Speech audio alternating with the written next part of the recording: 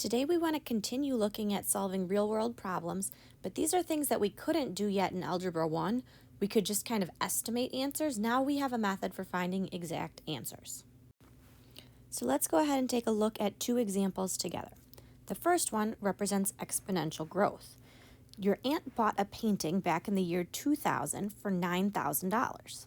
The value of the painting continues to increase by 7% each year. What is the painting worth today? And in what year will it be worth $50,000?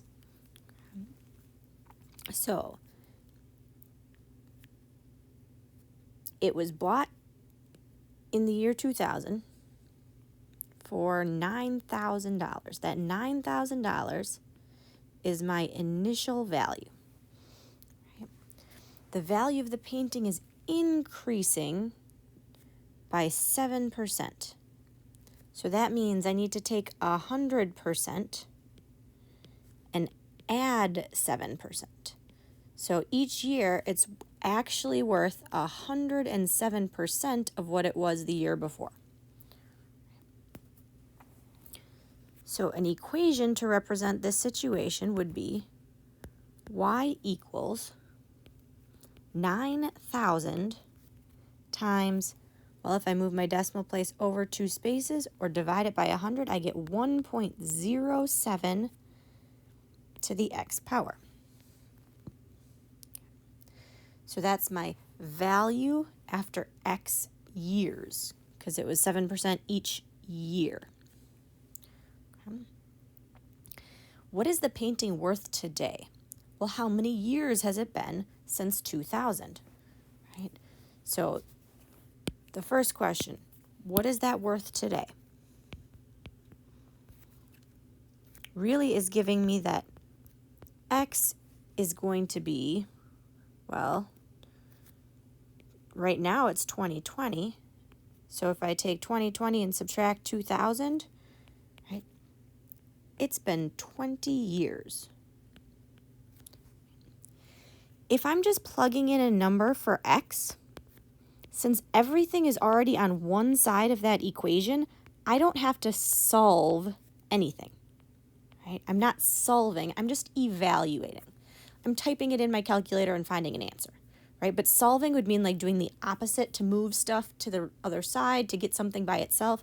So we would call this evaluating, right? This is the part we looked at yesterday, things that we would evaluate. When I type that in my calculator, I get about $34,827.16.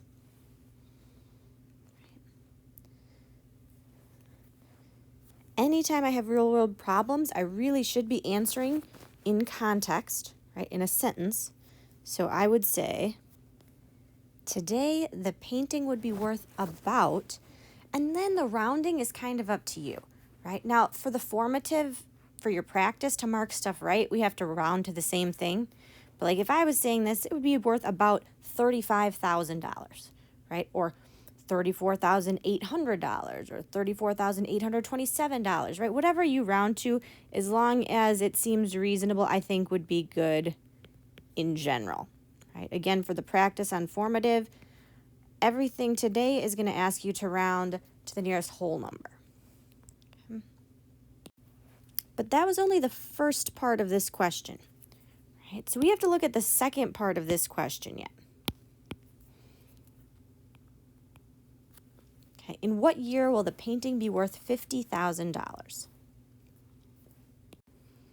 I needed a little bit more room, so if I make what we did so far a little bit smaller, right? The second question was, in what year will the painting be worth $50,000? This time I don't know what x is. So instead of plugging a number in for x, I need to say my equation, which was 9,000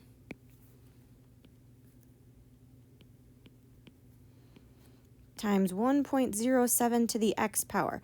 That represented how much the painting was worth, right? After x years, I need to know, when is that going to be equal to 50,000? In Algebra 1, we didn't know how to solve this, right? Like we could just guess numbers for x until we found ones that worked. Right now we have a more efficient method for solving things like this. So the first thing I need to do is undo multiplying by 9,000 in the front. So if I'm trying to get x by itself, right, I want to get my base and exponent by themselves first. So I'm going to divide both sides by 9,000.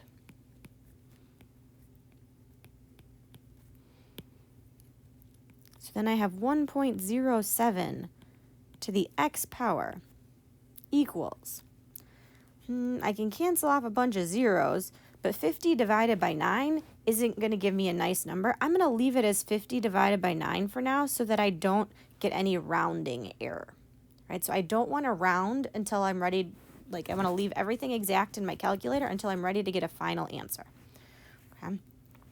Then I solve an exponential equation like this by rewriting it in log form.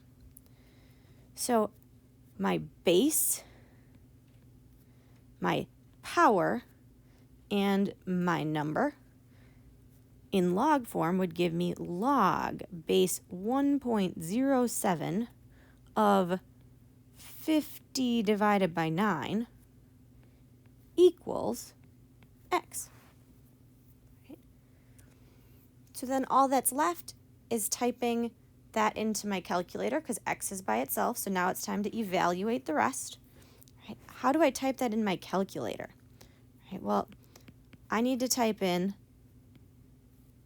the log of 50 divided by 9 divided by the log of 1.07. And again, these were log base 10, but log base 10 was the only one my calculator is programmed with other than the natural log. So when I type that in, what do I get? In my calculator, that gives me about 25.34. So how am I going to use that to answer my original question? Right, in what year will the painting be worth $50,000? Well, 25 years after it started, right, which if it started in the year 2000 would be, the painting would be worth $50,000 in the year 2025. Or we could say something like by the year 2026, right? Saying that it'll happen, well, after 25 years, but less than 26 years, probably sometime during 2025. It's still just an estimate anyways. Okay. Let's take a look at one more problem that asks us a question that makes us solve using logarithms. So this one is an example of exponential decay. The population of a certain animal species decreases at a rate of 3.5% per year. You have counted 80 of the animals in the habitat you're studying. How long will it be before the animal population is cut in half?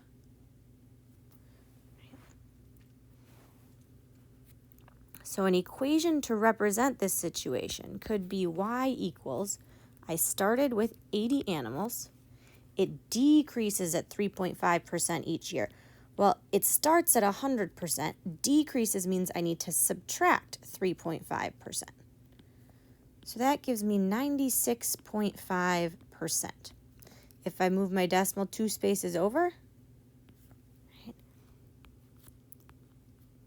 I get 0.965. Then as I read this problem, the question is asking me how long.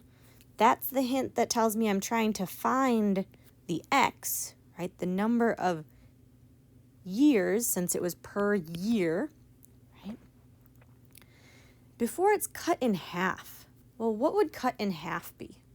If it started at 80, cut in half would mean when is y going to equal 40 animals? Right? So the equation I want to solve is 80 times 0.965 to the x power, when is that going to equal 40 animals? Right? So sometimes it might be, how long would it take for your bank account to double? So you'd have to multiply the original amount by 2 to figure out what you're going to set it equal to. Right?